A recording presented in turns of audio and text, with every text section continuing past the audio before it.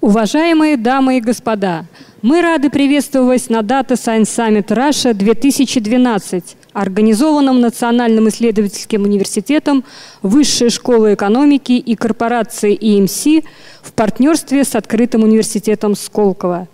Наш саммит начинает свою работу. Давайте поприветствуем Майкла Ховарда, вице-президента EMC Green Plum.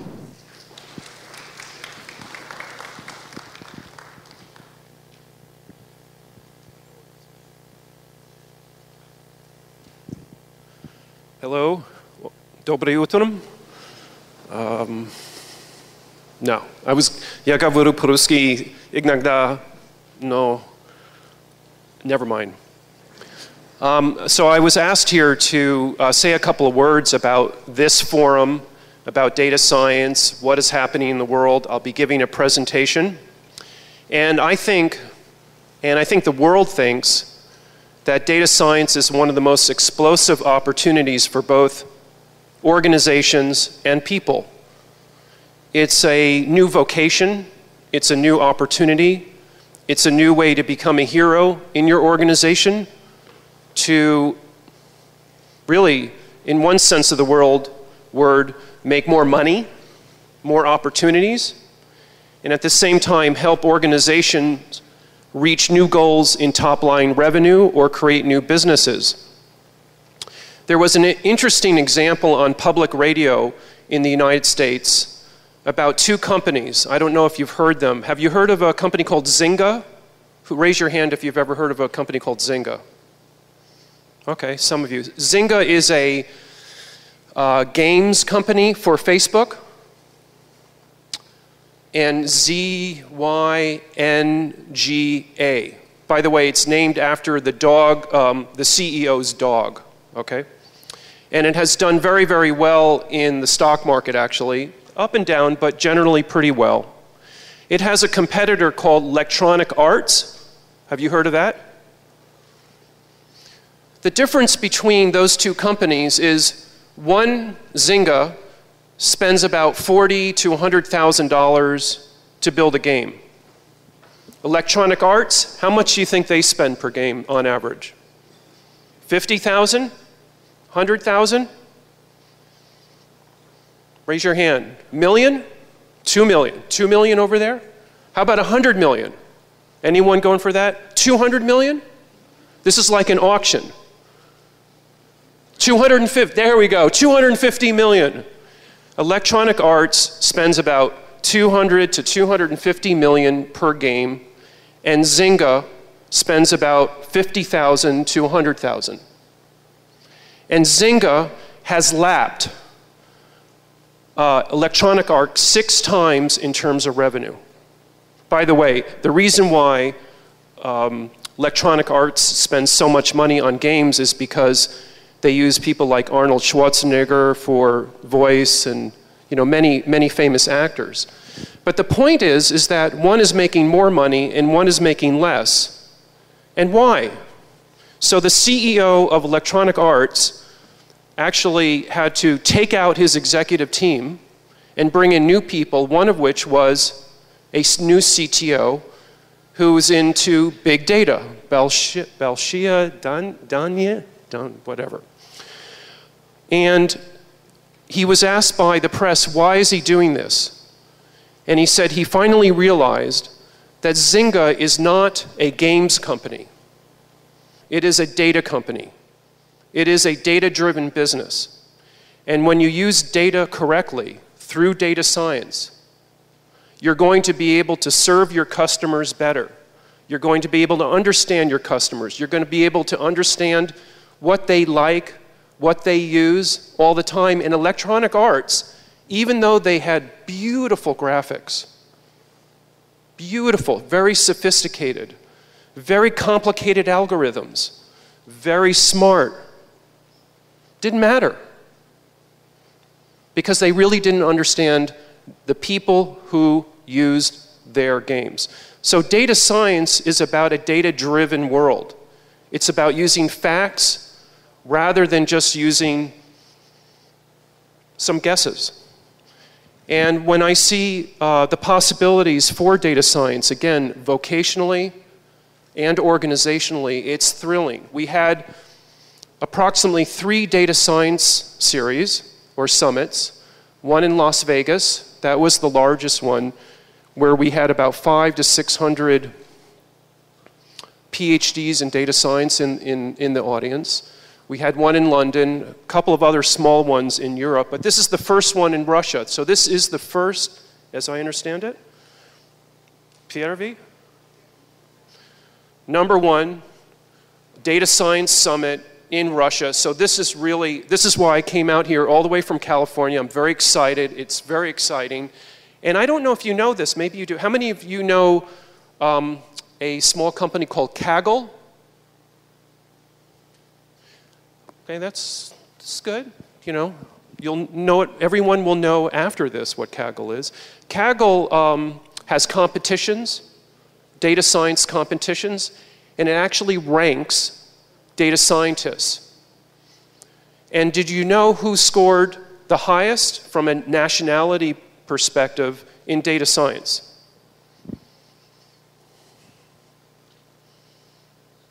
Okay, was it England? Anyone want to go for England? Was it United States? A couple of United States. Was it Russia? Oh, yes. Spasiba. Okay, so it was Russia. So the top 3 data scientists in the world ranked are Russian, but I don't think they're living in Russia, though. I think they're all living in New York and California. The weather is better there. So that's another thing about data scientists. When they get really famous, they know where the right weather is. So I think that's it for my 5-minute introduction. Do we just go into the presentation? Okay, thank you very much. Дамы и господа, давайте поприветствуем Алексея Геннадьевича Шалковского, проректора Национального исследовательского университета Высшей Школы Экономики. Дорогие друзья, я рад приветствовать вас на этом саммите в стенах Национального исследовательского университета. Хотелось бы маленькую ремарочку сделать о университете. Нам 20 лет, и мы уже почему-то стали высшей школой не только экономики. Наверное, в большей степени у нас сейчас уклон пошел в IT, и это правильно. То, что сейчас происходит с большими данными, наверное, можно сравнить с переходом от ацетиленовой горелки к электрической лампочке. Факт состоялся, светит. Хорошо это или плохо? Наверное, хорошо. Будет панельная дискуссия, на которой высветятся и большие возможности, и большие проблемы. И я думаю, что Сергей мог бы немножко изменить название панельной дискуссии, заменив союз «или» союзом «и». Большие возможности и большие проблемы. Наверное, одно от другого неотделимо. Я думаю, что вот первый доклад, который сделает Майкл Ховард о видении новых горизонтов использования Big Data, задаст тему дискуссии. Ну а тот факт, что эти данные Big Data вошли в нашу жизнь, виден на примере последнего доклада, который сделает Владимир Определенов. Оказалось, что мы уже живем с большими данными даже в области культуры и культурного наследия. Спасибо. Еще раз рад приветствовать открытие саммита в стенах Национального исследовательского университета Высшей Школы Экономики. Спасибо. Уважаемые дамы и господа, поприветствуем Екатерину Морозову, заместитель исполнительного директора Открытого университета Сколково.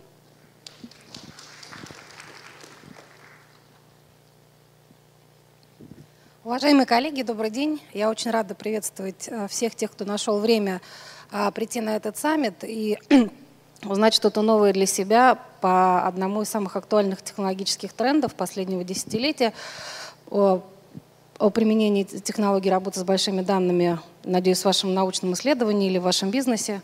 Открытый университет – это образовательная программа фонда Сколково, направленная на то, чтобы те знания о технологических инновациях и новых направлениях бизнеса, которые приходят к нам в Сколково из всех точек мира, стали доступными не только для самих работников и резидентов Сколково, но и для всей талантливой молодежи, независимо от того, где эта молодежь живет. В Москве, в Новосибирске, в Томске, в Санкт-Петербурге.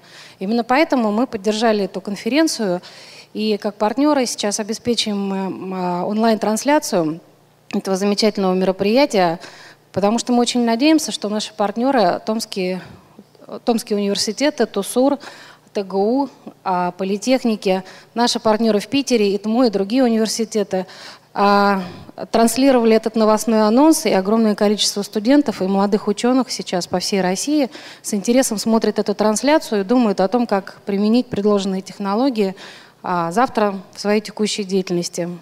Поэтому мы очень благодарим наших партнеров Высшей Школы Экономики, факультет бизнес-информатики, с которым мы проводим уже не первое мероприятие вместе. И мы бы очень хотели, чтобы наше сотрудничество именно с этим университетом росло и развивалось. По той простой причине, что именно этот университет смог построить прекрасную карьерную линию для своих студентов, когда ребята, которые смогли поступить в условиях очень жесткого конкурса, действительно могут рассчитывать на то, что они востребованы, и их с нетерпением ждут не только в крупных корпорациях, но и в таких инновационных центрах, как Сколково. Спасибо вам большое, и мы с удовольствием будем с вами и дальше работать. Итак, Майкл Ховард, вице-президент EMC Green представляет пленарный доклад «Большие данные. Новые горизонты эффективности инноваций. Новое качество жизни, науки и бизнеса».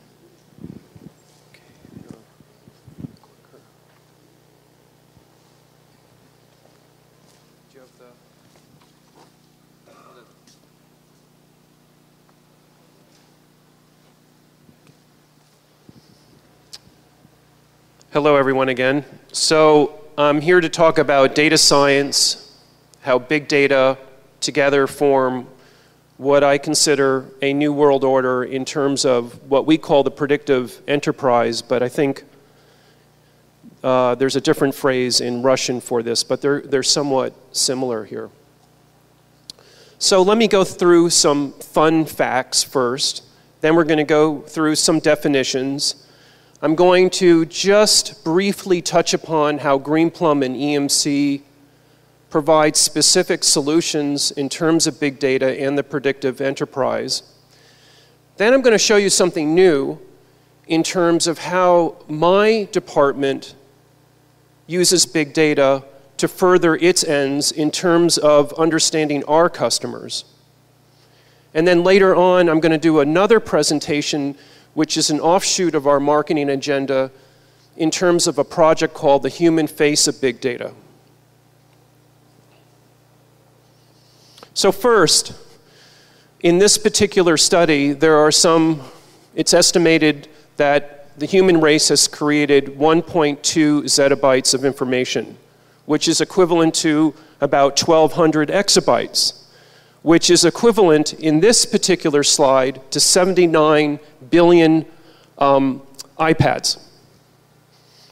iPads is kind of a new measurement of big data for some reason. But in this case, there's some 79 billion iPads that's filling the football stadium at Wembley in England, going 4.2 miles high. So that's what 1.2 zettabytes equals. Now, another interesting thing is at the Olympics, there was some 67,000 iPhones and Android phones stolen. And that's equivalent to 200 million books just in those smartphones. So from one perspective, we are definitely in the era of big data. Here is another perspective from another group of people who look at trends in the big data industry.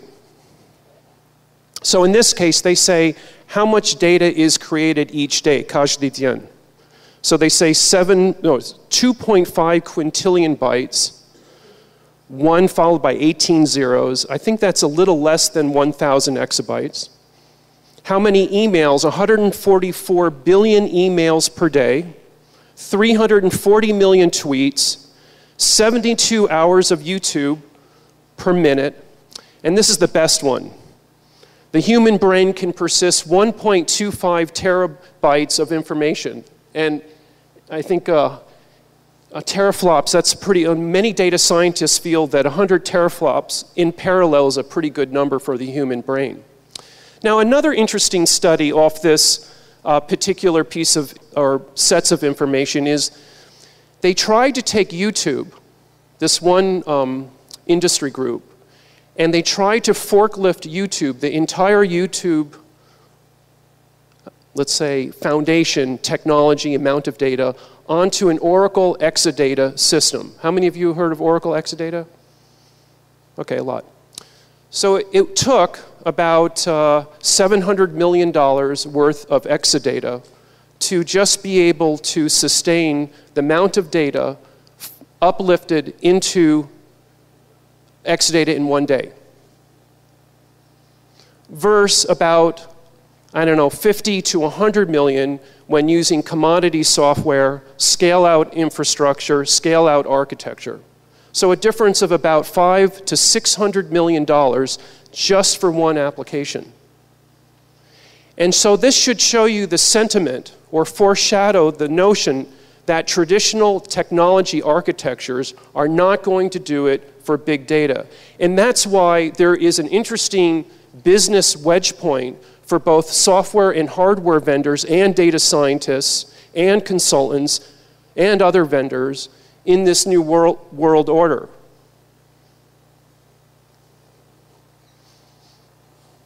Now, another important thing is that when you start a data science project or you start a big data project, there typically has to be a return on investment endeavor or a return on investment thesis. And in this particular study, they say that when someone uses data scientists and big data in the right way, there's typically a 240% return on investment. And another interesting fact is that there was another study done that when data scientists are involved with projects to unearth new insights from databases, typically customers are 20 to 25% happier. And I've seen this with my own eyes in terms of both return on investment in terms of dollars and just making your customers happy. It's a very, very interesting phenomena. Another thing that is not mentioned on this slide is the fact that, according to IDC, within a couple of years, the Hadoop marketplace will increase from about 50 to 80 million worldwide to a couple of billion.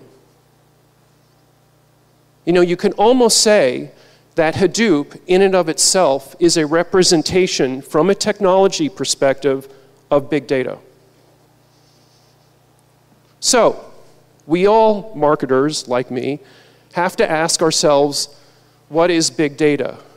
It means so little to so many. Is it, that was supposed to be funny, meant so little to so many? Is that Peruski? Is it getting clear? No, you're not. You don't think that's funny. So is it a religion?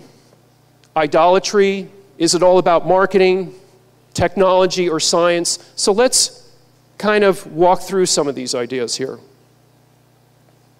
So I put together, as a marketing person, I put together this periodic chart on big data. It took me about 2 weeks. My favorite part of it is new elements on the bottom.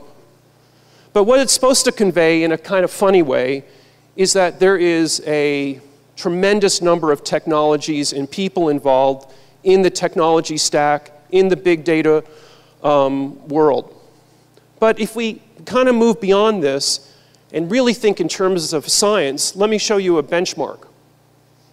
This benchmark was done at one of the largest automotive manufacturers in the United States, whereby they compared the Greenplum MPP scale-out database to a traditional, in this case, DB2 from IBM, and did some pretty profound material loading of data and compared the performance characteristics. And it's really, the difference is night and day. the traditional database architecture will not cut it in the big data world, because part of the premise of big data are 3 letters. Volume, okay, we got that. Variability, the type of data that is employed in big data projects, meaning that structured, semi-structured, unstructured, you don't know. Velocity, okay, the speed at which you can get analytical queries to run and give you answers. So similar to a weather forecasting program, if you were to predict the weather and the prediction came 3 days after the weather arrived, that wouldn't do very much as an analogy to a recommendation engine for, let's say, Amazon. Hadoop. Milind is going to be talking about Hadoop tomorrow, and there's a tremendous amount of effort being done both by Greenplum and the community at large in making this one of the most important aspects of big data technology. In this particular case, there was a very, very large telecommunications company that used Hadoop to replace most of its extraction, transform, and load processes to a database called Teradata. So ETL used Hadoop, and in basically one day replaced millions and millions of dollars of legacy code to do that. I mean, it's just amazing. On the other hand, you'll find out through today and tomorrow that Hadoop is not appropriate for many tasks. It may be a computational fabric, but it's batch. Okay, it has limitations in terms of accommodating complex queries. It uses storage up in the most inefficient ways because of the kind of notions it has built into it. It assumes that the network used is unreliable. It assumes unreliability in terms of its own architecture. So when enterprises and large-scale organizations look at what it does from a storage perspective, it's not a good thing. When one wants to run real-time queries, it's not necessarily a good thing. So there's a lot more things that need to be done to make it an integral part of larger companies' infrastructure and solutions for big data. Another way to look at the definition of big data is from a perspective of business consultants. This particular slide comes from an interpretation, my interpretation, of one of the principal researchers at McKinsey. You probably have heard of them. And they generally do a lot of advising to the largest companies in the world and have several people that are assigned to big data specifically because they think it's one of the most powerful aspects that are going to be or going to change businesses in general.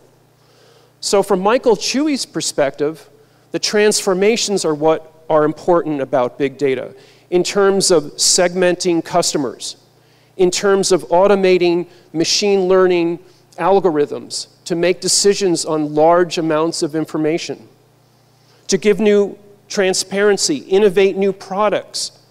And the reason is because the upfront cost to experiment is not dependent on the old world order of technologies. It was too expensive to use things like Oracle and these other guys to do these kinds of things. The game has changed. At Greenplum and EMC, we kind of look at big data and the predictive enterprise in 3 fundamental components: application development, data science, and a technology platform. These are the 3 ingredients that we believe are necessary to fulfill the promise of data science and big data and to help companies become predictive enterprise. I'm just going to spend a minute on this, maybe not even that.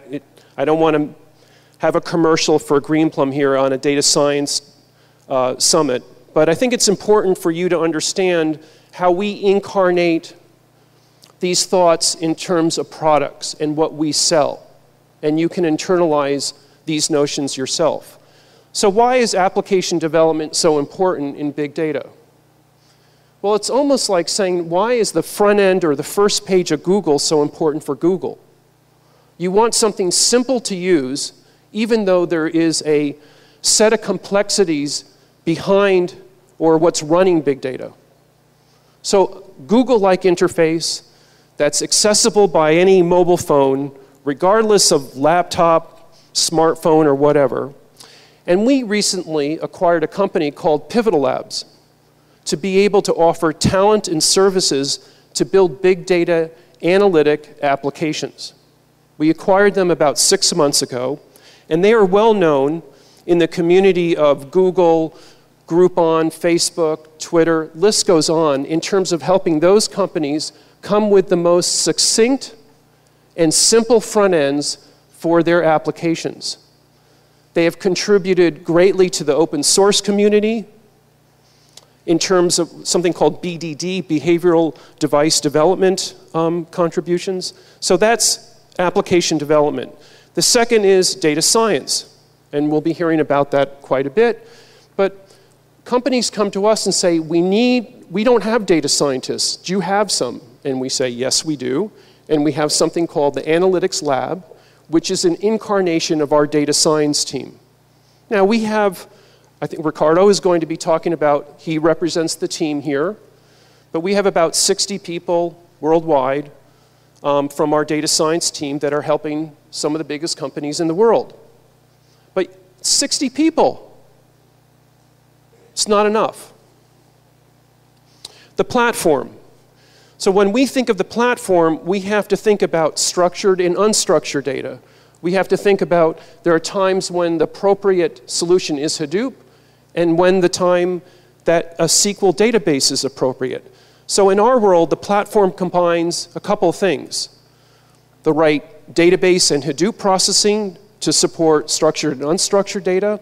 Another important thing is something called Chorus, which is a collaboration platform for data science. It provides a way to easily ingest data, create sandboxes, and share analytical insights to other team members. We have a phrase, and we say, data science is a team sport. This is an interesting example in the United States about how data science has influenced this particular company called CareCore. It is what's called a healthcare provider, and it provides treatment pathways to doctors and hospitals. So let me give you an example how data science helped CareCore. The United States decided that it would no longer support any patient claim from a person who contracted an infection at a hospital. So hospital-acquired infection, HAI. Literally, the government would not pay for a person who got sick because they got infected at a hospital. The American government said, why should we be paying these claims when the hospital is not doing an appropriate job in protecting its own patients? Now, this is a serious problem in the United States. It's costing some 100,000 lives. It has an associated cost of $45 billion.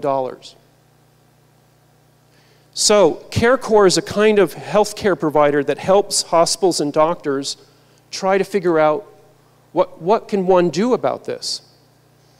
So they brought in our platform, they brought in our data science team, they went over about 10 years of patient history, and they came up with predictive indicators to determine, would you or you be more likely to get an infection at a hospital? So right now, these predictive indicators are now permeating through the hospital system to lower the number of deaths and lower the amount of costs. Pretty important there. And they've now added more data science members to this. For example, they're working on issues concerning unnecessary procedures in cardiology. And one of the examples there was, in 1 week, with about I think, using about $60,000 worth of data science time. They saved CareCorps about $1.7 million in identifying unnecessary costs for a procedure called perfusion, which has something to do with keeping the heart going during a particular procedure. $60,000, $1.7 million on return on investment in less than 5 days.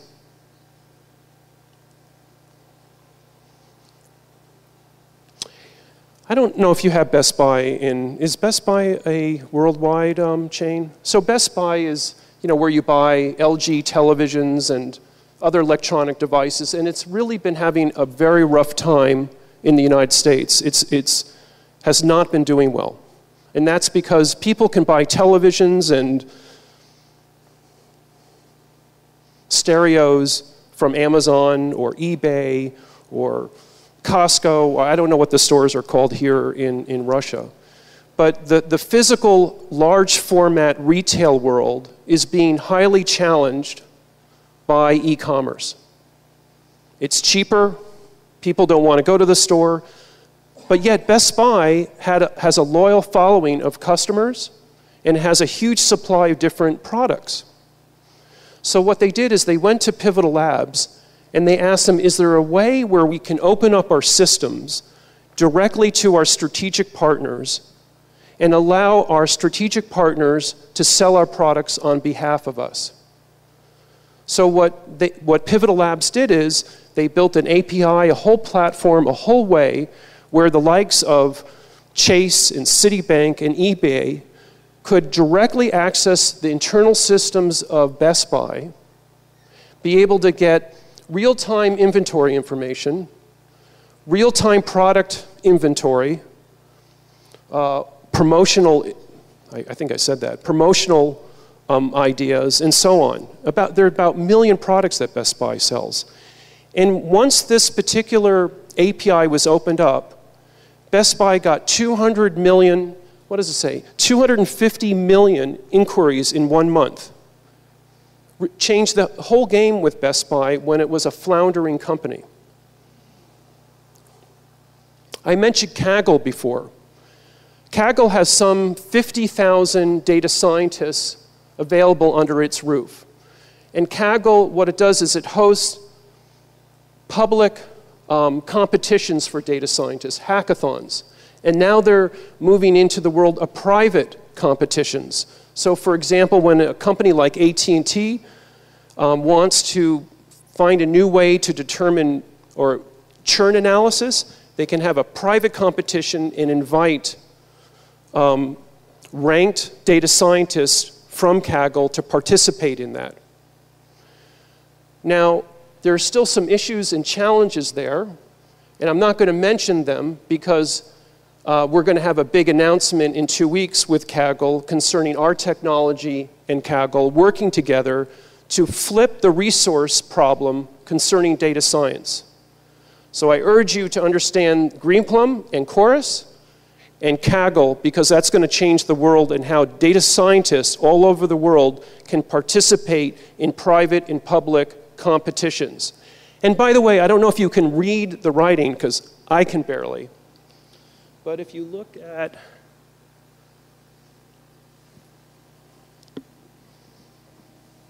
Heritage Health Prize, the prize-winning award is $3 million if you win this competition. I mean, you can really make some, serious money by being a highly ranked data scientist. So this is not a game for organizations or people who are fulfilling their dreams here. Typically in America, we call this section eating your own dog food, but being a marketing person, I had to change that up. So it's drinking our own champagne, which sounds a little bit more sophisticated. But I wanted to run through very quickly what we're doing internally at EMC in Greenplum in leveraging big data concepts visualizations. So very quickly, if we look back in 2009, a particular person like me would look at the the return on investment in terms of marketing, how to integrate online and offline marketing principles, map the customer experience. If they go onto the web or they take some physical assets, how do they all work together? If we look at 2012, it's very different. It's all about using social data, understanding how our customers use social data to make decisions. It turns out, through our studies, that 45% of our customers who buy storage are no longer using specialty analysts to help make them decisions. What do I mean by, well, let's see, maybe I should be careful here. Is anyone from Gartner here?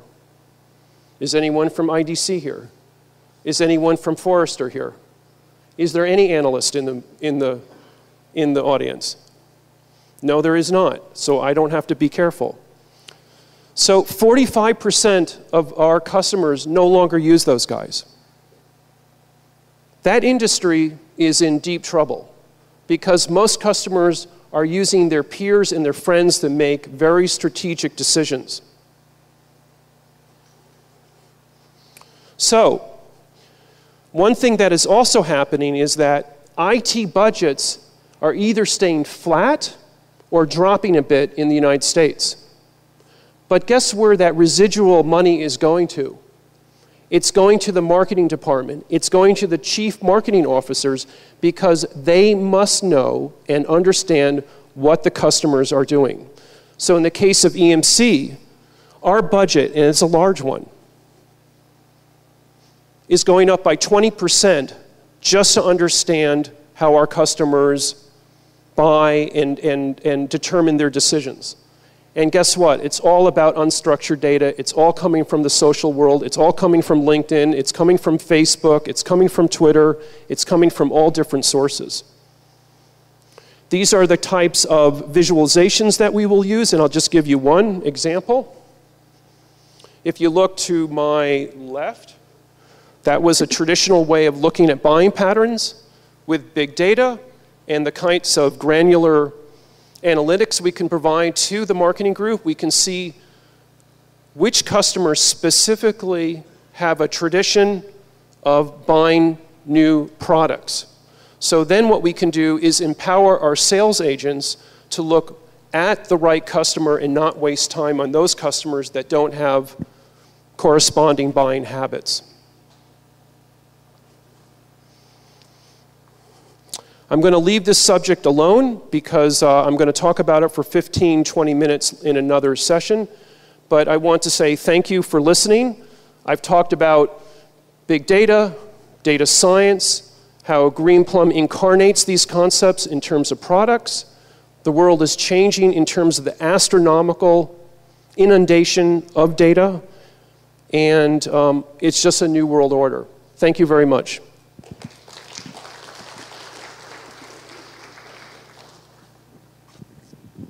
Дамы и господа, приветствуем Евгения Захаровича Зиндера, президента фонда «ФОСТАС».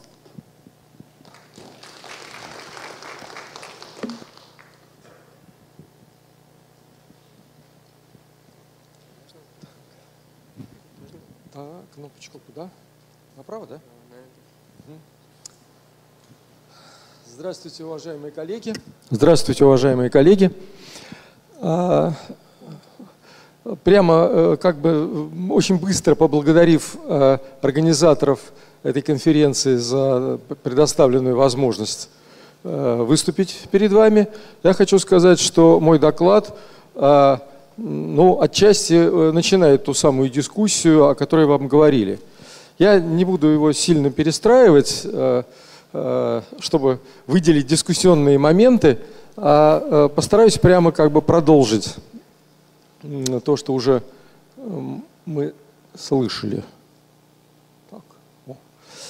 Итак, большие данные. Года два уже это звучит очень ярко, очень сильно. Что это такое и что это реально нам даст? В качестве тех слов, которые не были записаны как бы в этом докладе, хочу вставить следующее. Начиная с конца 60-х годов, с начала 70-х, мы обнаружили очень сильную новую технологию интегрированных баз данных. Сначала реляционных, потом не только реляционных. И это было очень здорово, и это очень сильно повлияло на организацию всех данных на предприятии. Одна из больших компаний, которая была одним из главных идеологов этого дела, компания IBM, получила очень большие возможности это все дело продвигать. Мы здесь тоже в этом участвовали и публиковали всякие научные статьи, и делали большие системы. Прошло около 20 лет, и, в общем-то, иллюзия того, что предприятие может жить, основываясь на одной большой интегрированной базе данных, иллюзия стала очевидной. Не получилось по причине не технической, а по причине той, что сложность мира, включая его динамику, сложность в изменчивости, оказалась выше тех замечательных и до сих пор работающих моделей, которыми управляются данные в интегрированных базах данных. Это вовсе не значит, что не нужно заниматься интегрированными базами данных, в том числе после появления Big Data. Нужно заниматься, и нужно заниматься Big Data. Это значит, что нужно, понимая и исследуя все возможности, не закрывать глаза на то, что нет одной серебряной пули, да, и, понимать риски, которые вытекают из всяких инноваций, и чуть-чуть на той высокой ноте, на которой господин Ховард только что изложил свой материал, приподнявший свой творческий дух, дальше выдохнуть чуть-чуть и идти вперед более спокойно. Итак, где пределы жизнеспособности концепции Big Data, я думаю, вследствие ускорения общего прогресса мы сможем оценить не через 20 лет, а лет через 5, более спокойно. Ну а пока, вот тут что-то уже возникло на экране, хотя этого даже и не нажимал на кнопки, по-моему. Big Data. Замечательный вступительный доклад, который показал много интересного, в том числе отчасти некоторые те фактические данные, которые мне были неизвестны. Я повторять этого не буду, но вот хочу обратить ваше внимание на этот слайд. Справа, правее того крана, из которого вытекают данные, функционирующие в нашем мире и наполняют большой чан Big Data, справа находится некая краткая сводка того, что чаще всего связывают с этим феноменом, с этим новым подходом. Сверху первые 6 позиций или 5 позиций – это вещи, связанные, собственно говоря, с технологическими вопросами. Накопления и, организации и доступа к большим данным. Это очень сложные, до сих пор до конца нерешенные вопросы. Вопросы управления распределением доступа и организацией вычислений, скажем, на больших данных вблизи данных или наоборот с выносом этих данных в то, что называлось BI-витриной. Да, вот один только лишь из вопросов, решение которого до сих пор находится в состоянии поиска и будет находиться в состоянии поиска, от которого зависит очень в большой степени возможности и диапазон практического использования Big Data. Также, как и господин Ховард, я упомяну несколько позиций из того, что назвали люди из McKinsey. Это, собственно, относится к тому, как применять на предприятии. Да, это они называют такие классические вещи, как глубинный анализ дата, data mining и прочее, и прогнозное моделирование, и машинное обучение. И вот эти все вещи, они уже больше направлены на то, как называется сегодняшний форум, это как это все будет воздействовать на предприятие, собственно говоря. Выход из этого всего на предприятие. Вот правее от вот этого перечня находится большой вопросительный знак, который, собственно, вот и на который будет отвечать, наверное, вся сегодняшняя конференция. Я хотел бы сказать, что главный посыл моего сообщения состоит в том, что Big Data на предприятии находится не в изоляции. И что больше будет воздействовать на предприятие, и в какой мере это будет воздействовать на предприятие, зависит еще от анализа достаточно многих факторов и от их пересечения и их интеграции. Причем эти изменения на предприятии порождаются вовсе не только информационными технологиями, а и другими технологиями, кроме информационных, и вообще некоторыми другими сдвигами, которые носят иногда совершенно другой характер и другой источник. Вот таким образом я попробую представить очень быстро картину этих разных изменений, разных причин, разных источников. Попробую действительно пролистать это побыстрее, поскольку, в отличие от предыдущего доклада, у меня довольно много слайдов. Да? Для чего быстро пролистать? Для того, чтобы в конце остановиться на нескольких, буквально 2-3 архитектурных картинках и показать на них, как будет меняться предприятие на горизонте 3, 5, 7 лет. Как оно меняется уже сейчас, ну и то, что вот как бы будет больше просто вступать в жизнь. И где в этих больших изменениях архитектурных, где место Big Data? Ну, забегая вперед, я скажу, что мне эта штука очень нравится. Я интегрированными базами данных всерьез лет 20 занимался. И могу сказать, что это замечательно. Один из главных эффектов – это то, что Big Data – это, ну, вот место окончательной правды, да, вот если так грубо перевести на русский язык. Point of single truth.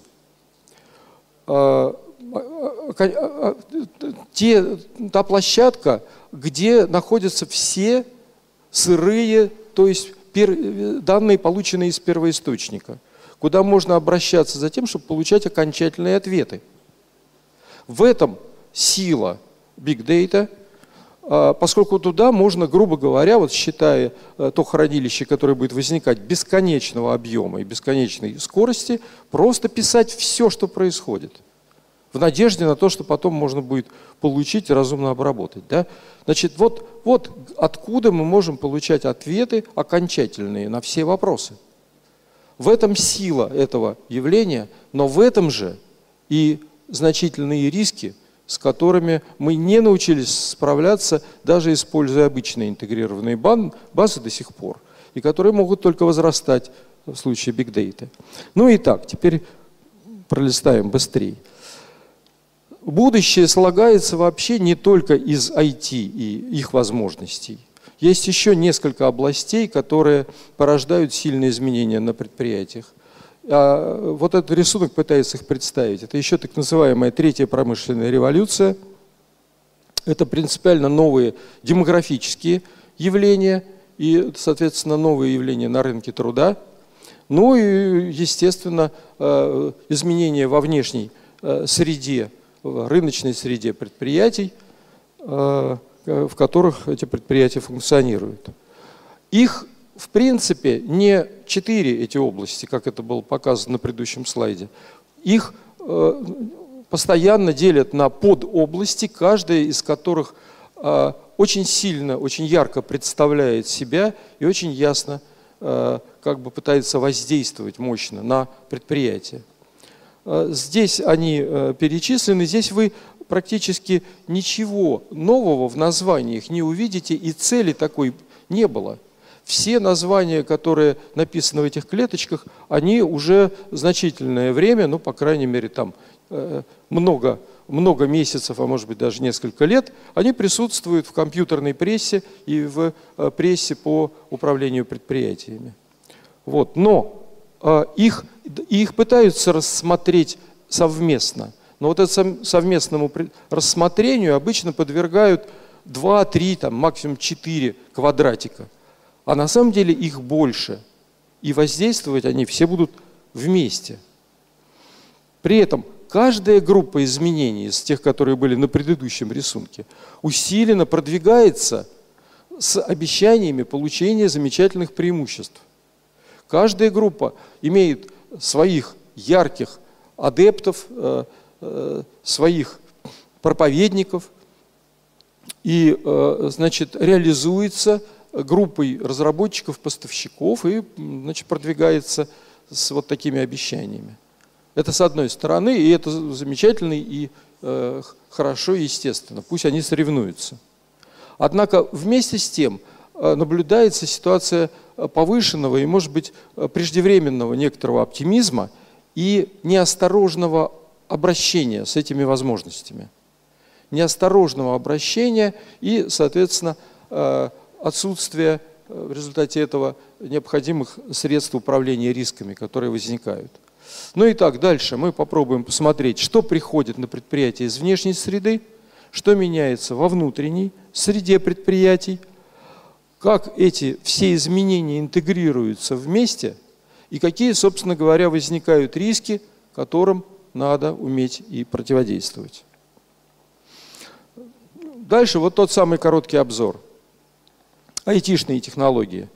Скорость изменения процессоров и объемы доступных данных растут, продолжают расти по закону Мура. И все это приводит к тому, что мы наблюдаем очень большой рост информационной вооруженности работников на предприятиях.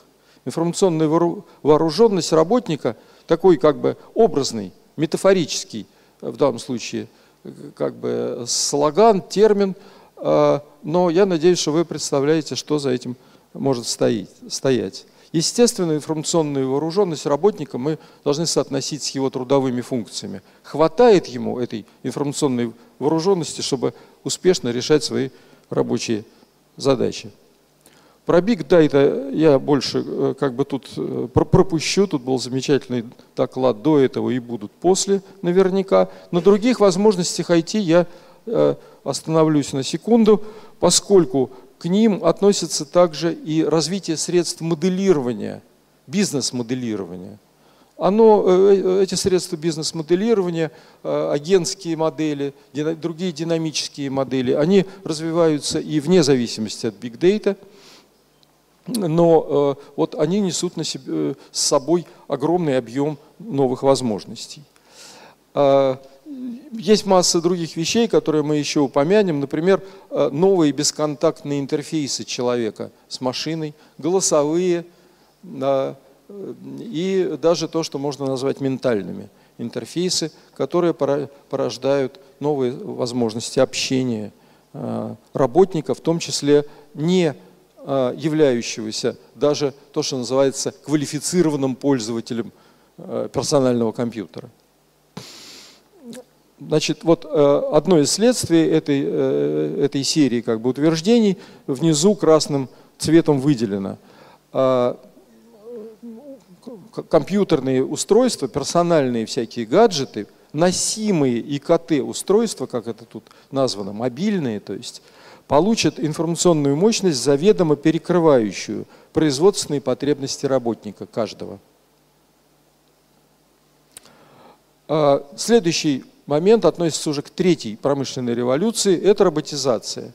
Здесь две картинки, которые слева, относятся вообще к временам уже абсолютно древним патриархальным, им 7 примерно там и больше лет.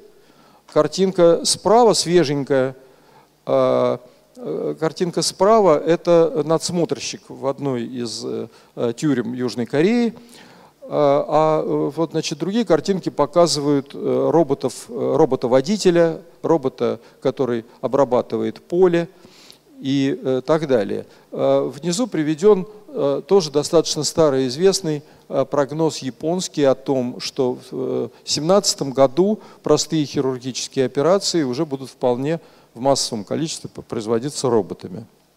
Дело в том, что не только в том, что с этим прогнозом никто не спорит в мире, и японцы это первые сделают, а дело в том, что эти прогнозы будут во многом обгоняться. И больше того, их содержательная критика показала, что они частичны и недостаточны даже. Вы сейчас уже можете за вполне доступную многим сумму, порядка $1000, купить маленького производственного робота, который будет собирать микросхемы лучше любого сборщика, ну, в той части, когда это не делается на конвейере.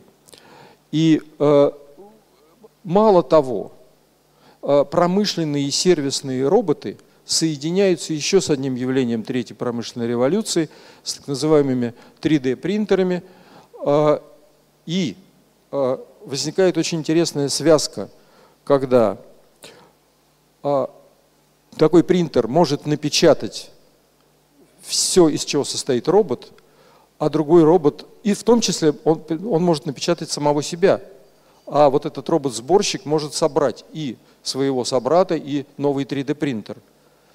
И сложности этих устройств, вовсе не названных для изготовления таким образом, вовсе не предельны. Пределом является только программа, которая будет написана для 3D-принтера, и программа, которая будет написана для робота-сборщика. Это меняет вообще индустрию целиком, поскольку уже, может быть, не нужно производить какие-то массовые изделия в Китае, а потом очень дорого возить их по всему миру. Вполне достаточно произвести их в соседнем доме. Весной этого года один из исследовательских университетов других, МИСИС, вместе с РБК открыл FabLab, так называемую, первую такую роботомастерскую с 3D-принтерами. Пожалуйста, любой может арендовать время такого принтера в такой лаборатории и делать то, что он решит.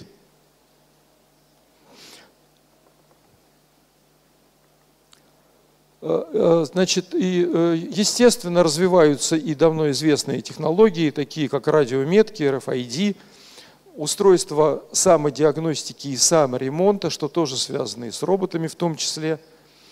И все это приводит к тому, что выпадает все больший объем ручных операций на производствах самых разных, а учетные операции вообще начинают полностью исключаться из контура человеческой работы. Если учетные операции полностью начинают исключаться из контура человеческой работы, представьте себе просто, как меняется, скажем, архитектура таких систем типа ERP, например, в которых до сих пор было это очень важными контурами. Поведение внешней среды меняется и в других отношениях. Рынки перестают вообще воспринимать некомпьютеризованные продукции. Может иметь успех только информационно насыщенные продукты и услуги. И то, что произошло с компанией Kodak, скажем, всем известно, это один только из примеров того, что происходит, если этот фактор не учитывается. Рынок наполнен персональными консультантами, доступными в мобильном режиме. И я хочу заметить, привлечь ваше внимание к такому факту. Мы уже не всегда можем разобрать, с кем мы говорим. Мы говорим с человеком или с роботом. Интеллектуальные возможности роботов-персональных консультантов увеличиваются незаметно, но очень здорово. Ну, есть и другие изменения, которые тут показаны на слайдах. Предприятие находится в новой среде, в среде динамично меняющихся по составу расширенных предприятий. Предприятие Extended Enterprise не новое явление, но Extended Enterprise в динамике изменений – это требование новой скорости реакции предприятия на новые возможности. И если некое предприятие накапливает свой запас Big Data, то его новый партнер в изменившейся конфигурации в Extended Enterprise обладает своим запасом Big Data. Поэтому тут встают принципиально новые вопросы интеграции разных Big Data. Во внутренней среде предприятия, когда мы говорим о предприятиях, происходят, может быть, самые главные изменения. Ну и вот что-то из них перечислено тут. Первый пункт выделенный, то, о чем говорилось в предыдущем докладе, это необходимость поиска новых маркетинговых предложений, основанных на глубокой сегментации клиентской базы или рынка, и то, к чему методы маркетингового анализа приспособлены и будут получать только большее развитие, основываясь на новых методах анализа Big Data. Но это также консюмеризация информационных технологий, мобильность. Это новая, вообще говоря, культура Enterprise 2.0, которая выражается в том числе в так называемом социальном ПО и социализации бизнеса, переменность горизонтальных и иерархических структур внутри предприятий, требования очень быстрых изменений в компетенциях работников в связи с новыми технологиями. И вот очень важный последний пункт. Ожидание выхода на рынок труда поколения Z. Это начнет происходить через 2-3 года в более таком широком плане, но воздействие этого уже надо представлять себе сейчас. Есть целый ряд прогнозов, которые делаются, естественно, по всем этим поводам. Вот здесь пример одного из них. И то, как через год он устарел во всем, или, так скажем, неправилен во всем. Он неправилен в своих датах. То есть все, что там написано, все происходит. Но где-то медленнее, потому что все оказывается сложнее, а где-то все происходит даже гораздо быстрее. И вот одна из вещей – это игровые механики в социальном бизнесе. Значит, вот автор прогноза говорил, что они пока, увы, не будут использоваться. Нет, они очень широко используются. Посмотрите на профессиональные группы и сообщества в интернете, которые внедряют социальное ПО, насколько это широко развито и как это начинает менять весь ландшафт труда на предприятиях. Хотя до сих пор это находится в зачаточном состоянии. Если бы у нас было побольше времени, мы могли бы посмотреть 3-минутный гугловский ролик о том, как меняется восприятие мира при использовании умного интерфейса, умных очков, полностью интегрированных с динамичной аналитикой, с динамичным предсказанием. Этот ролик достаточно известен многим, вообще говоря, многие, может быть, его и видели. Но поскольку смотреть мы его сейчас не будем, то тут вот пролистнется такая сатирическая карикатурка про то, как могут выглядеть такой умный интерфейс в наших условиях. Вот, это все очень забавно, но дело-то не в этом, а дело в том, что такой интерфейс в динамике работающий, он давно наработан в индустрии игр, в той самой виртуальной реальности игр. И сейчас он становится присоединенным к любой бизнес-области, где используется информация, где информацией надо управлять. То есть вот такое явление, как геймификация, это еще один из очень сильных стимулов, меняющих внутреннюю среду предприятия. Если сейчас она находится в бизнес-среде, в зачаточном состоянии, это только, грубо говоря, несколько принципов игр использовано. Это ясность, однозначность правил и открытость судейства и немедленное вознаграждение или наказание. Да, то это зачаточное состояние дальше будет переходить неизбежно, и особенно с выходом поколения Z на рынок труда, будет переходить к полноценному и полнокровному использованию всех игровых режимов, поскольку они очень сильно стимулируют активность работника. Вот этого достаточно для того, чтобы работодатели использовали этот прием и погружали своих работников, ведущих оперативную деятельность, вот в эти режимы и давали им поиграть, принимая решения. Где тут роль Big Data? Это тоже очень интересно на самом деле. Значит, этот слайд, результат исследования специальной исследовательской группы Oracle, показывает, как изменилась динамика на предприятиях, скорость изменчивости бизнес-процессов наконец-то обогнала способность меняться информационные системы, и теперь классические информационные системы уже являются тормозом в развитии предприятия. Это еще одна штука, которая будет тоже очень сильно менять ландшафт.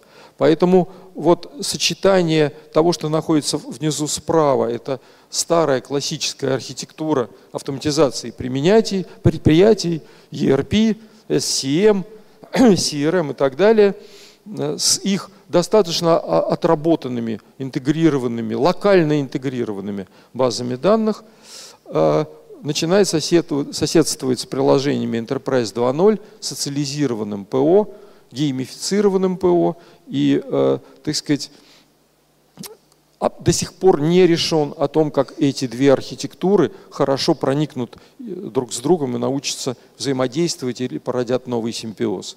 Это сейчас вещь, которую начинают только решать практики, и эти два крыла пока что еще скорее соперничают и плохо понимают друг друга. Так вот, вот эти все штуки, все вот эти изменения, все эти инновации, они интегрируются, и вот нужно посмотреть, во что это все интегрируется. Они интегрируются в условиях, причем учесть условия, в которых они интегрируются. Это условия растущей конкуренции, необходимости опережать своих партнеров там, или конкурентов. Это интенсификация поиска источников прибыли и требования сокращения расходов в условиях такого стагнирующего кризиса экономического. Ну и этого достаточно, чтобы понимать, что все это происходит под воздействием очень мощных внешних стимулов. Теперь посмотрим вот на те самые архитектурные схемы. Вот традиционная, более-менее, очень грубая, конечно, схемка на уровне гибрида, там, связи работника с бизнес-процессами и со слоями системной архитектуры всех информационных компонентов на предприятии. Внизу BI в кружочке написано, управление данными и управление неструктурированными данными, и ECM, управление контентом, это же было и раньше тоже все. Теперь посмотрим, как эта картинка может трансформироваться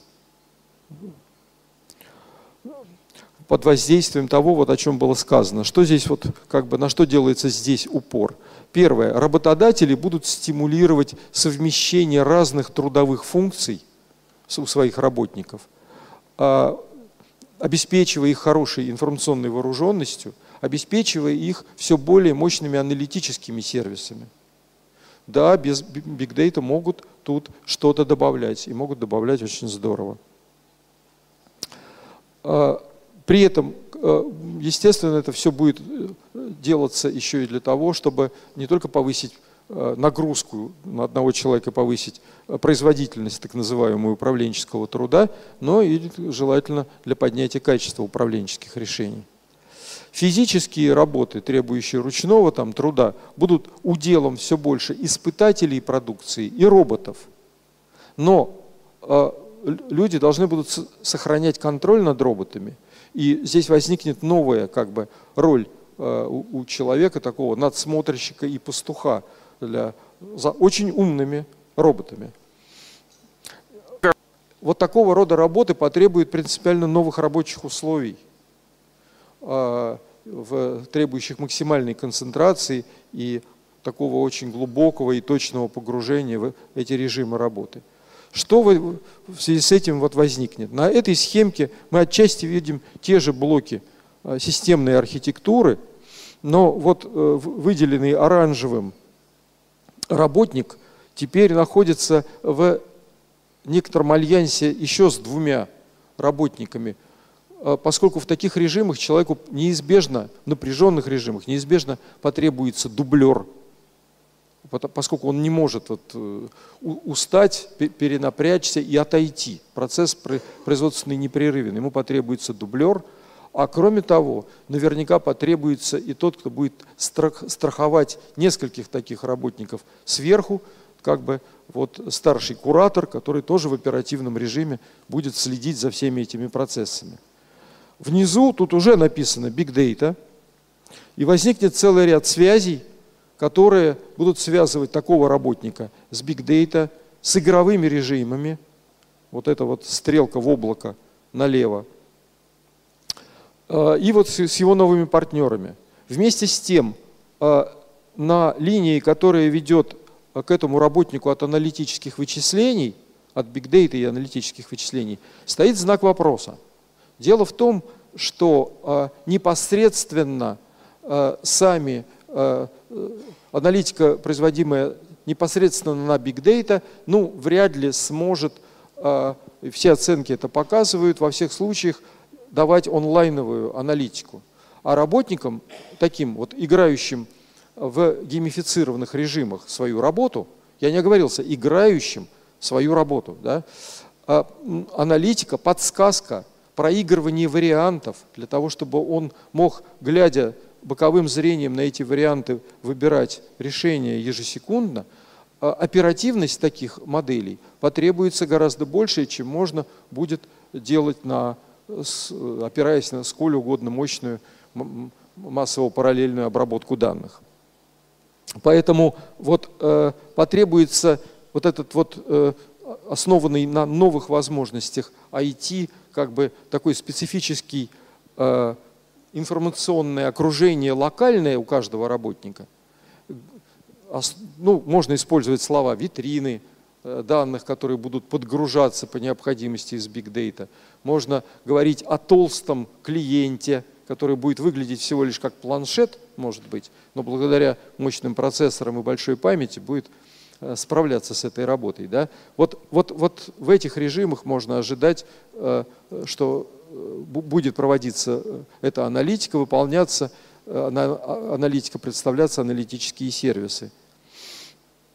И вот в такой комбинации это все будет находиться. Но это еще не все. Это, можно было сказать, такие режимы будут характерны для офисной работы. Значит, в том числе для работы маркетологов.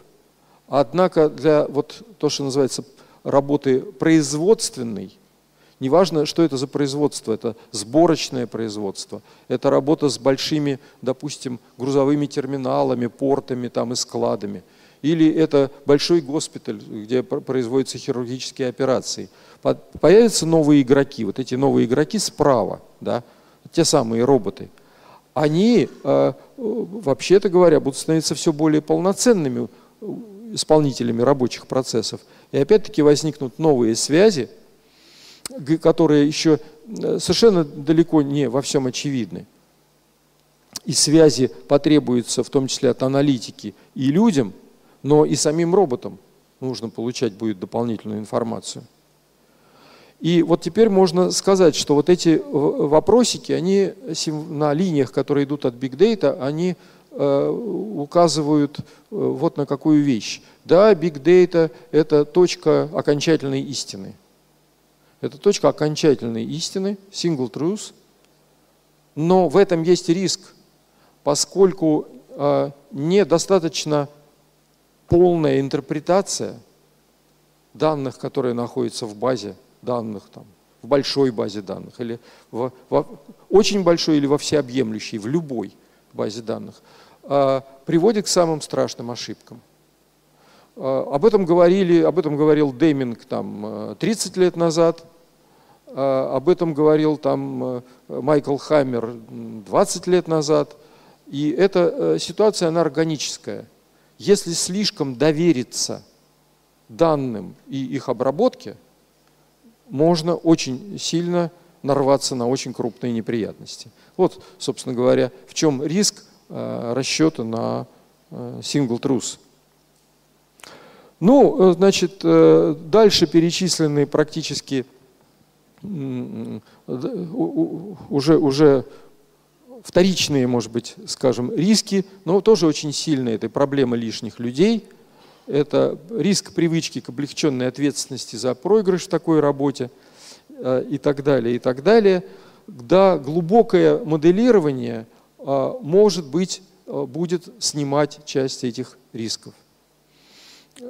Я хочу еще одну вещь только назвать, которая лежит, может быть, за полем производственной деятельности.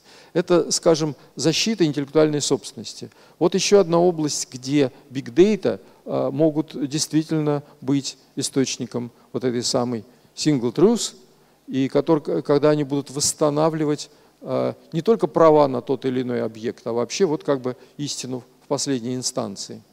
И вот вопросы такой информационной безопасности и охраны прав на интеллектуальную собственность – это тоже вещь, которая входит в круг использования big data. Вот. Ну и, конечно же, все это будет, включая там роботов и полноценное использование игровых режимов, будет не сразу использоваться всеми. Сначала это будут те самые 1, 2, 3% от предприятий, это будут предприятия-лидеры, потом за ними там еще 5, 6, 7% предприятия-последователи идти. Так со всеми крупными новшествами происходит. Тем не менее, это уже начало происходить сегодня, и поэтому вот для остальных, можно сказать, существует специфический риск. Это возможное отставание от пионеров и новаторов. Ну, а здесь мы можем только заключить одно. Нам как минимум нужно сегодня хорошо понимать те новые возможности, которые дают все эти изменения в их интегрированном воплощении, те синергетические эффекты, которые они порождают при их интеграции. Надо понимать риски и надо учиться заранее вырабатывать средства, заранее управления этими рисками. Ну, а для университетов, конечно же, нужно уточнять еще те компетенции, которыми университеты должны вооружать своих выпускников, для того, чтобы они после того, как покинут стены университета, через год-два не столкнулись с чем-то, к чему они совершенно не готовы. Да. Мы надеемся, что организаторы этого форума так и делают, и ради этого, собственно говоря, этот форум и собрали. Да. Спасибо. И вот это последние слова, которые написаны на этом слайде. Завтра наступит раньше, чем прогнозируется. Спасибо за внимание. Итак, представляем вашему вниманию глобальный краудсорсинговый проект «Человеческое лицо больших данных».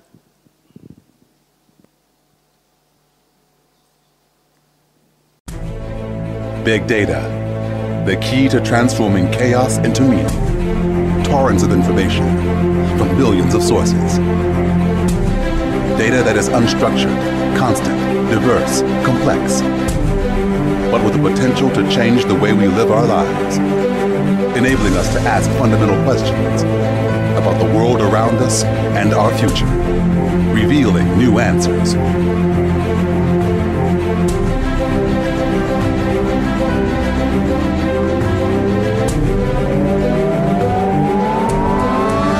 Big data is changing our relationship with the information we create. Just imagine the possibilities. Whole industries transformed. Meet Sebastian, extreme athlete and type 1 diabetic, who uses biometric sensors and analytics to measure and improve his performance. Sebastian is just one of millions harnessing big data, realizing his power. Become a part of a new generation. Become a part of the human face of big data.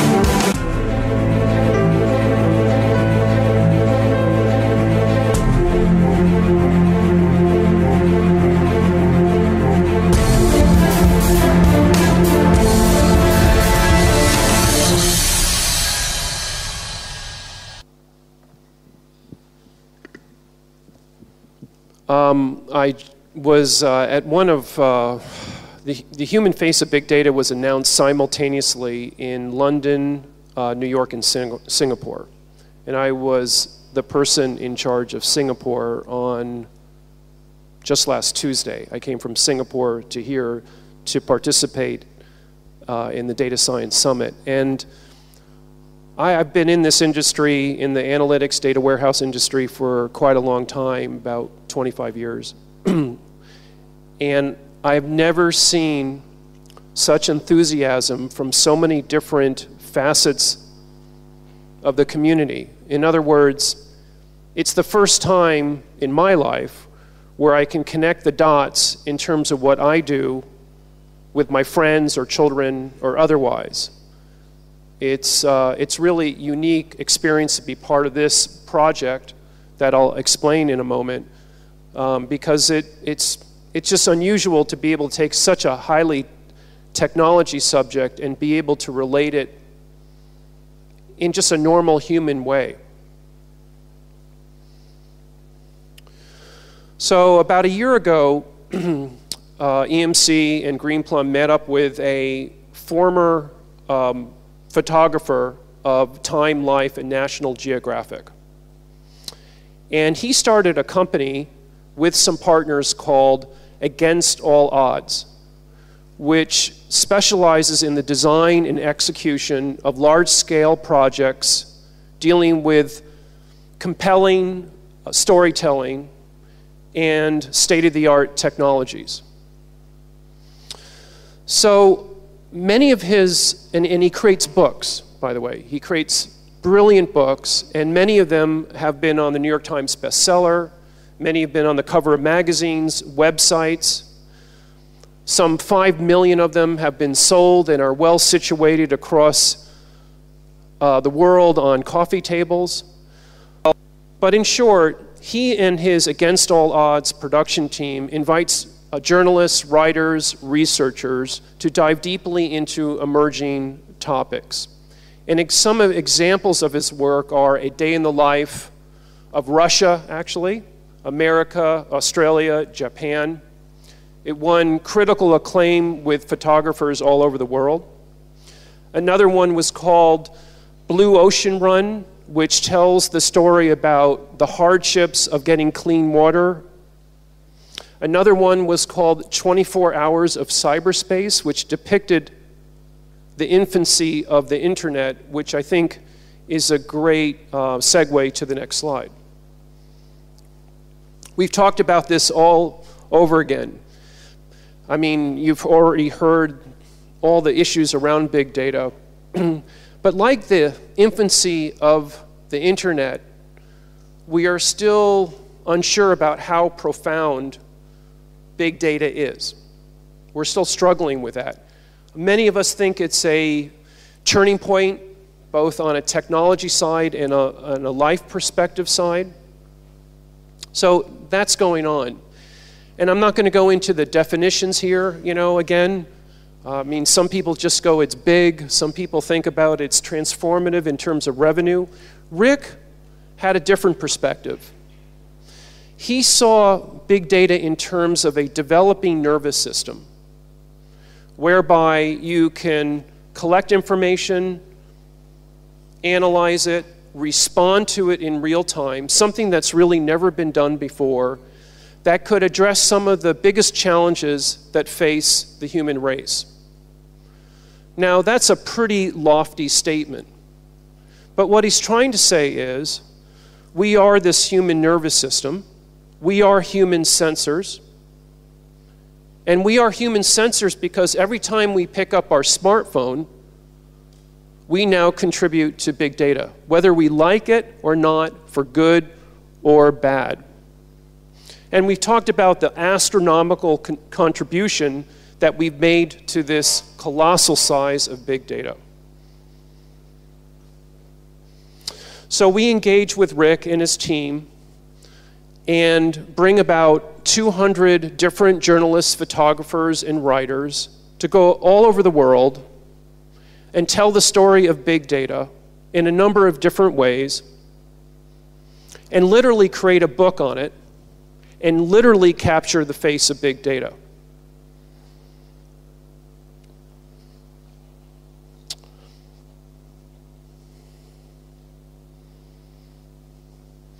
What I want to do is share a couple of stories that are in the book.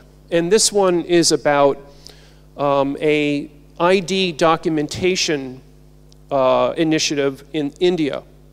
They're spending about $3.6 billion to ID all the citizens of India, whether through iris scans or fingerprinting, other biometric methods. And you ask yourself, why? Why would they do this? And one of the issues was just ID theft, okay, which is a big problem in a number of areas, but they took it to another level because ID theft contributes to voter fraud, general corruption, the inability to get to poverty programs, to scholarship programs, the right people getting the right help from the government. So in this case, the Indian government is literally documenting every one of its people. And in this case, this is a picture that, again, represented in the book. Her name is A.K. Asha, one of the first 200 million people that have been documented under this particular area.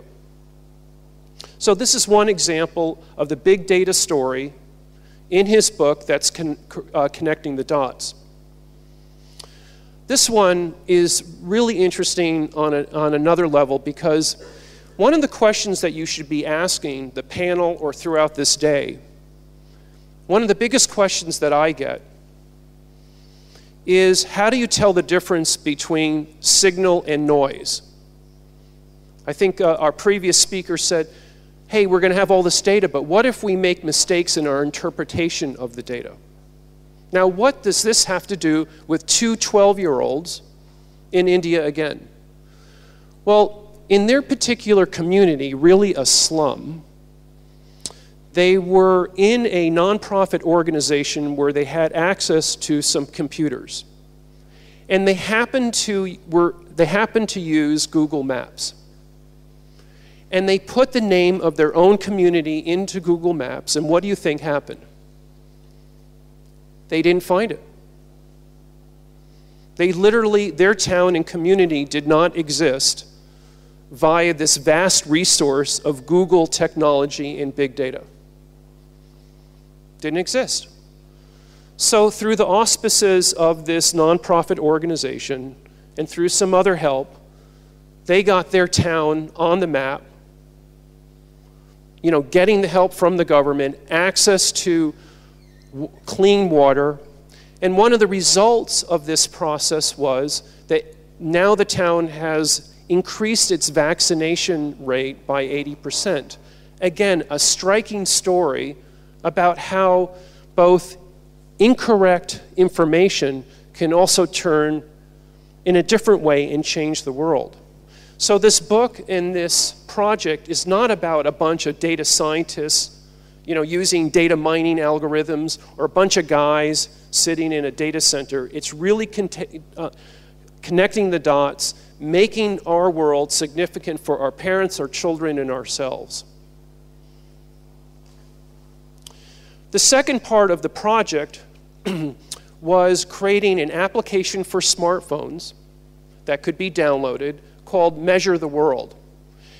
And it was a way, it's written in 8 languages, by the way, it's a way to measure the world, compare ourselves to one another. I mean, we all know we have a keen, unique curiosity of each other, and we love to see how we map up. It's not an app about trapping email addresses or doing telemarketing, but it has 3 different components that got quite amount of attraction in the last week, both in London, New York, and Singapore. The first part of the application was collecting passive data. So what does this mean? This means you download the app, and what would happen is your smartphone would collect information such as, how far have you traveled? How fast have you traveled? How many Bluetooth-enabled phones have you passed? So that's what's meant by passive data. The next was to ask questions, again, to the users of this application, thought-provoking questions. Do you think that people are trustworthy? Do you think that they're good? If you had the choice, and you could change the DNA of your children before they were born, would you change such things as immunity, intelligence, longevity? So in this sense, it's what's called a social application, because what we wanted to do, or what Rick wanted to do, I want to note here, this is not EMC owned. We help sponsor it financially and technologically, but we don't own this project. But what we wanted to do is find out, how would women and men answer these questions? How would the young and old answer them? How would sister and brother be able to compare our society together? What's your fantasy? Would you like to travel in space, live on a space station? Would you like to open up a bakery? Would you like to write a book or a novel? In my particular case, I wanted to go to Bali and sleep on the beach for a bit. But the point here is, we wanted to ask questions about your life and what you want to do. And we wanted to be able to take these answers to these questions and contribute to the human nervous system that's making up the big data. Once you have downloaded the app, answer these questions, which take about 20 minutes. I don't know how this translates. Is it the data doppelganger? Is that what it actually says? Yeah, not quite. In our case, in English, it's called the data doppelganger, your data image, almost your avatar of sorts. But once you've answered these questions, you can then compare yourself with millions of others who have contributed to this application. It's your daily footprint being compared to the daily footprint of others, and you're able to get a glimpse into the life of millions of others coming from countries all around the world. So Mission Control was in 3 places again, London, Singapore, and New York, where we collated this information regardless of language. We took all the Twitter feeds that were being talked about it, put it all together, and came up with fascinating answers to these questions and comparisons. And by the way, on a technology side, I want to introduce Apurva over here, who is part of the Green Plum team. All this was done in Las Vegas, collating this information on a 1,000 node Hadoop environment. One of the few in the existence in the world here to be able to process this type of information. So that's what the project was, the human face of data, to connect the dots, to make the stories of big data understandable and appealing and forceful in our lives. Thank you very much.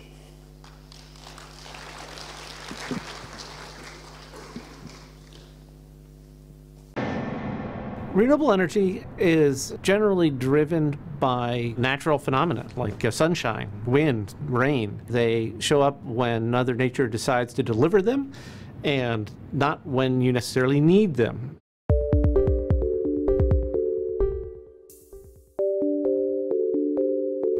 It's very challenging to commit to many, many millions of dollars or even billions of dollars of an energy portfolio without really understanding the risk associated with having a less than normal windy year or having more sun than average. 3-tier provides our customers with a way to manage the risk around their wind, solar, and hydropower projects. We do data everywhere. We have 40 years of climate data for the entire globe.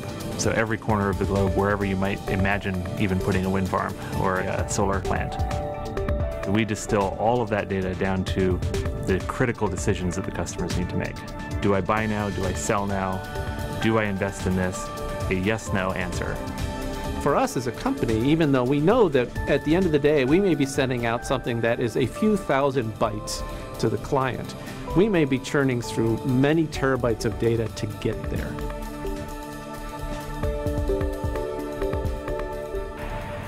The data really piles up.